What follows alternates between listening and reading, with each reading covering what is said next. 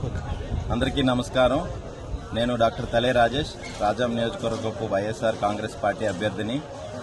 నిన్న అనగా 18వ తేదీ సాయంత్రం మా ప్రచార రథము దురదృష్టవశాత్తు యాక్సిడెంట్లో గురై ఒక 10 ఏళ్ల బాబుకు సివియర్గా ఇంజరీస్ జరగడం జరిగింది. అయితే ఈ క్రమంలో వెంటనే మా డ్రైవరు, మా సహాయకుడు స్పందించి వెంటనే బాలుడిని దగ్గరలో ఉన్న హాస్పిటల్కి తీసుకువెళ్ళడం, వెంటనే వైద్య సిబ్బంది స్పందించి ఆ అబ్బాయిని వెంటిలేటర్ మీద పెట్టడం జరిగింది. అయితే ఆ తర్వాత ఒక అరగంట తర్వాత తను ప్రాణాలను విడవడం జరిగింది. అయితే దీన్ని కూడా రాజకీయం చేస్తున్నారు.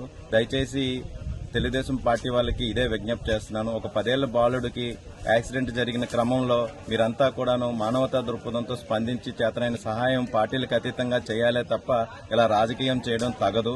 అలానే వెంటనే కూడాను మా నాయకులు కూడా అక్కడికి చేరుకొని అక్కడ ఉన్న వాళ్ళని అందరినీ, వాళ్ళ పేరెంట్స్ని కానీ బంధువులను కానీ అందరినీ పరామర్శించడం జరిగింది.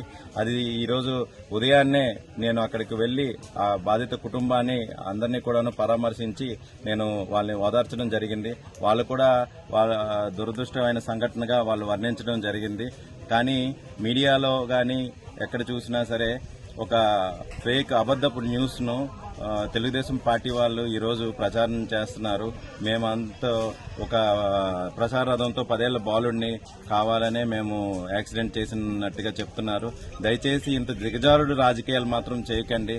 ఈ యొక్క బాలుడు మృతికి మీరందరూ కూడాను సంతాపం తెలియజేసి ఆ కుటుంబానికి అండగా, పార్టీలకు అతీతంగా మనందరం అండగా ఉండాల్సిన అవసరం ఎంతైనా ఉంది తప్ప ఈరోజు దానిని కూడా రాజకీయం చేసి అందులో కూడా ఓట్లు వెతుక్కోవడం అనేది చాలా దురదృష్టమైన సంఘటనగా నేను వర్ణిస్తున్నాను.